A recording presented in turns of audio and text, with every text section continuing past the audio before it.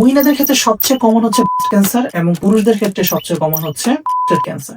Cancer is the second most important leading cause of mortality in the adult population. বিশেষ করে 45 up হইলেই কি কি টেস্ট করবেন আপনাকে আমি লিস্ট করে দিচ্ছি। প্রথমত মহিলারা ব্রেস্ট ক্যান্সারের জন্য একটা করবেন, পুরুষরা হচ্ছে প্রথমত প্রস্টেট ক্যান্সার স্ক্রিনের জন্য একটা টেস্ট করবেন, তারপরে হচ্ছে লাং ক্যান্সারের জন্য একটা টেস্ট করে দিবেন। ক্যান্সার এই শব্দটা শুনলেই কেমন যেন একটা আতঙ্ক লাগে, তাই না? কি ভয়াবহ একটা রোগ, কেমোথেরাপি দেওয়া লাগে, রেডিওথেরাপি দেওয়া লাগে, মাথার চুল উঠে যায়, মানে জিনিসটা ভাবলেই কিন্তু ভয় লাগে। আরেকটা ভুল ধারণা আছে হয়তো যে ক্যান্সার মনে হয় সহজে মানুষের মধ্যে হয় না, বাট আপনারা জানলে অবাক হবেন যে পৃথিবীতে হার্ট অ্যাটাক কিংবা কার্ডিওভাস্কুলার কারণে মৃত্যু যদি হয় লিডিং কজ, মানে দ্য মোস্ট ইম্পর্টেন্ট প্রথম কজ, সেকেন্ড কজটাই হচ্ছে cancer. Cancer is the second most important leading cause of mortality in the adult population. তো যেহেতু মৃত্যুর কারণ হিসাবে পুরো পৃথিবীতে ক্যান্সার হচ্ছে দ্বিতীয় কমন কারণ, এটার বিরুদ্ধে কিন্তু আমাদের সচেতনতাটা খুবই খুবই জরুরি। একটা ক্যান্সার আপনি যত আর্লি স্টেজে ধরতে পারবেন এটার চিকিৎসা ততটাই সহজ এবং ক্যান্সার 100% নির্মূল করা সম্ভব। আপনার অনেক পরিচিত আত্মীয় স্বজনকে হয়তো দেখছেন যে যখনই ক্যান্সারটা আর্লি স্টেজ ধরা পড়ে তাদেরকে অপারেশন করে ফেলা হয় এবং অপারেশন করার পর তারা সুস্থ। অনেকের ক্ষেত্রে কেমোথেরাপি লাগেও না, রেডিওথেরাপি লাগেও না, জাস্ট অপারেশন করে টিউমারটা ফালাই দেয় এবং তারা সুস্থ।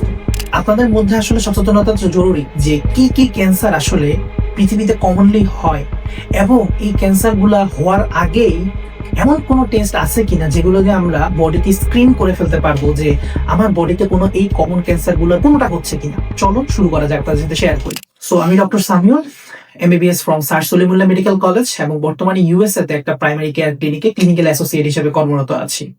দেখুন, আমি যখন প্রাইমারি কেয়ার ক্লিনিকে কাজ করি তখন একটা জিনিস খুব ইম্পর্টেন্ট ভাবে আমি দেখি যে USA হেলথ কেয়ার সিস্টেমে ওরা ক্যান্সার নিয়ে খুবই খুবই খুবই সচেতন। কারণ কেন হবে না? কারণ কার্ডিওভাস্কুলার কজে যদি ফার্স্ট কমন হয় মানুষ মরার কারণ, সেকেন্ড কজই তো হচ্ছে ক্যান্সার।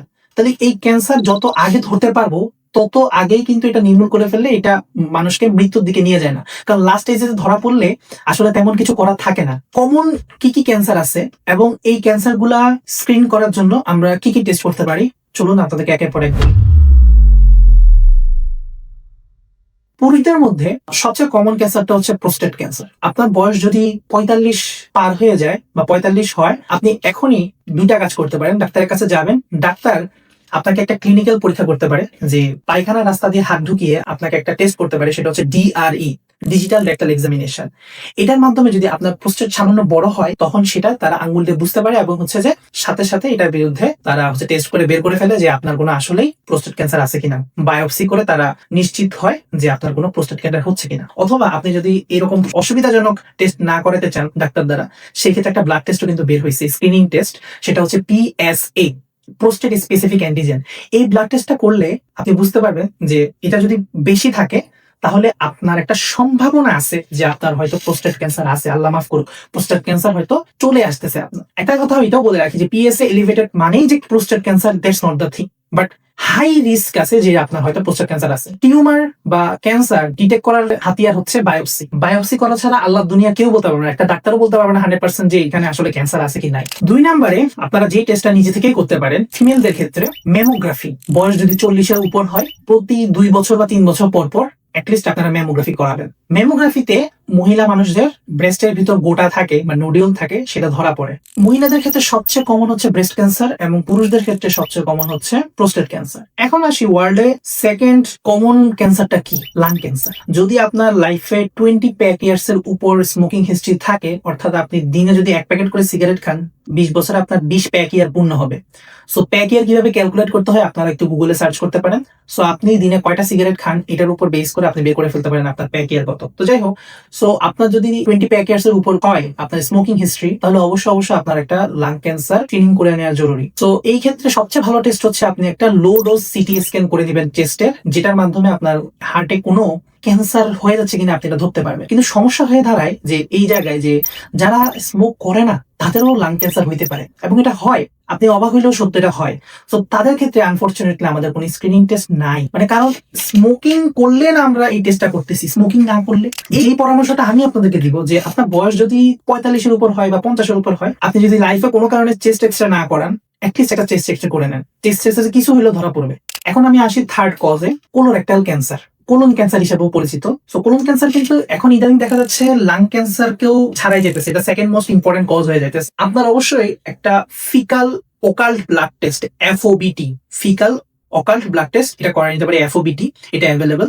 এই টেস্টটা করে আপনি দেখতে পারেন যে পায়খানায় সামান্য পরিমাণ কোনো রক্ত, হালকা স্পট যদি থাকে, ব্লিডিং স্পট, সেটা ধরা পড়ে। এবং এটার মাধ্যমে এটা একটা স্ক্রিনিং টেস্ট যে ধরতে পারে যে হয়তো কোনো কোলন ক্যান্সারের কিছু আছে কিনা, হয়তো ক্যান্সারে যায় নাই, এটা কোনো এডিনোমা বা হচ্ছে কোনো টিউমার আছে কিনা কোলনে। যদি কোনো টিউমার থাকে, তখন টিউমার গুলোর কিন্তু একটা বৈশিষ্ট্য হচ্ছে কি অতিরিক্ত রক্তনালী তৈরি করে। সো সেখান থেকে ব্লিডিং হয়ে আপনার পায়খানায় একটু ব্লিডিং আসতে পারে। যদি এফওবিটি পজিটিভ হয়, তখন আপনার একটা কোলোনোস্কোপি করাইতে হবে।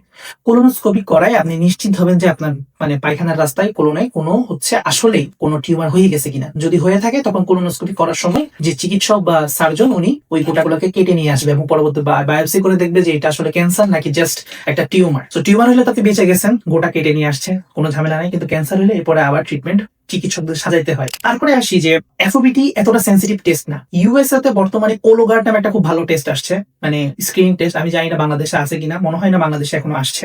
সো আপনারা অ্যাটলিস্ট ফিকাল ওকাল্ট ব্লাড টেস্টটা এফওবিটিটা করায় নেওয়ার চেষ্টা করবেন। আপনার বয়স 45-এর পরে আপনার কোলোনোস্কোপি করানোটা আসলে সবারই জরুরি। এবার যারা ইনভেসিভ প্রসিডিউর চায় না, যে পায়খানার রাস্তা দিয়ে কিছু ঢুকাবে সার্জন, সার্জারি করবে, আমি এটা চাই না।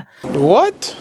সো তারা অ্যাটলিস্ট একটা এফওবিটি করে দিবেন। ইটস এ সিম্পল মানে স্টুল টেস্ট। আপনি পায়খানা দিবেন, পায়খানার মধ্যে ওরা ব্লিডিং স্পট পাইলে তারপরে আপনার কোলোনোস্কোপি করবে। ক্যান্সার নিয়ে আমাদেরকে সচেতন হতে হবে। বাংলাদেশের মানুষ ক্যান্সার নিয়ে অতিরিক্ত অসচেতন। মানে আমারও যে ক্যান্সার হইতে পারে, আপনারও যে ক্যান্সার হইতে পারে, এটা আপনি কল্পনা করতে পারেন না। কিন্তু ক্যান্সার জিনিসটা কত সহজ। আপনার বডিতে প্রতি মুহূর্তে হাজার হাজার মিউটেশন হচ্ছে, কোটি কোটি মিউটেশন হচ্ছে, এবং এই কোটি কোটি মিউটেশনের বিরুদ্ধে আমাদের বডি সেল সিস্টেমই এটার বিরুদ্ধে আক্রমণ চালা যেতেছে, যাতে এটা ক্যান্সারে না রূপ নেয়। বাট কোনো কারণে একটা সেল যদি এই ইমিউন সার্ভেলেন্সটাকে অ্যাভয়েড করে চলে যায়, তখনই দেখা যাবে ওই একটা সেল থেকে যদি ক্যান্সার হইতে পারে, ওই একটা ক্যান্সার থেকে, ক্যান্সার সেল থেকে হাজার হাজার ক্যান্সার সেল তৈরি হয়ে টিউমার, ক্যান্সার যেটাকে আমরা বলি, এগুলো তৈরি করে ফেলতে পারে। সো ক্যান্সারটা এই জন্য অনেক কমন। আপনারা যতটা আনকমন ভাবেন, আসলে ক্যান্সার হওয়াটা ততটা আনকমন না। বিশেষ করে অ্যাডাল্ট পপুলেশন এটা অনেক কমন। সো আপনার বয়স 40 বা 45, বিশেষ করে 45-এর আপ হইলেই কি কি টেস্ট করবেন আপনাকে আমি লিস্ট করে দিচ্ছি। প্রথমত, মহিলারা ব্রেস্ট ক্যান্সারের জন্য একটা ম্যামোগ্রাফি করবেন। পুরুষরা হচ্ছে প্রথমত প্রোস্টেট ক্যান্সার স্ক্রিনের জন্য একটা পিএসএ ব্লাড টেস্ট করবেন। তারপরে হচ্ছে লাং ক্যান্সারের জন্য একটা চেস্ট এক্সরে করে দিবেন, যাদের কোনো স্মোকিং হিস্ট্রি নেই। আর যাদের স্মোকিং হিস্ট্রি আছে 20 প্যাক ইয়ারের উপরে, একটা low dose CT scan of the chest করে নেওয়া ট্রাই করবেন। কোলোরেক্টাল কার্সিনোমায় স্ক্রিনিং করার জন্য অবশ্যই একটা এফওবিটি কিংবা কোলোগার্ডের মতো টেস্ট গুলো করে নিতে পারেন। কোলোগার্ড আপনাদের বাংলাদেশে আমি জানি না আমাদের বাংলাদেশে অ্যাভেলেবল কিনা, বাট অ্যাটলিস্ট এফওবিটি টেস্টটা, স্টুল টেস্ট একটা, এটা করে নেওয়া ট্রাই করবেন। আর যাদের সম্ভব হয়, যারা এগ্রি করেন কোলোনোস্কোপি করলে আরো ভালো, সবচেয়ে ভালো হচ্ছে কোলোনোস্কোপি। বাট যারা চান না, তারা এফওবিটিটা করে আগে দেখেন। এফওবিটিতে কোনো সমস্যা পেলে তবে অবশ্যই কোলোনোস্কোপি করিয়ে ফেলবেন। না হলে কোলন ক্যান্সার থাকলে সেটা পরবর্তীতে আপনি যদি প্রোগ্রেশন করে আগামী 10 বছরে, মর্টালিটি রেট কিন্তু সেটা বাড়াই ফেলতে পারে। মর্টালিটি রিস্ক মানে মৃত্যুর হার বা ঝুঁকি বাড়াই ফেলতে পারে। সো অবশ্যই চিকিৎসা নিতে হবে। ক্যান্সারকে কোনো অবহেলা না, ক্যান্সারের চিকিৎসা নিতে হবে, এবং সেটা আর্লি স্টেজে নিলেই আপনার ভালো ফল পাবেন। সো আজকের জন্য এতটুকুই। ভালো থাকবেন সবাই, সুস্থ থাকবেন। আপনাদেরকে সচেতন করা এবং সঠিক স্বাস্থ্য পরামর্শ দেয় আমার চিকিৎসক হিসেবে কর্তব্য। দেখা হবে পরবর্তী ভিডিওতে। আল্লাহ হাফিজ।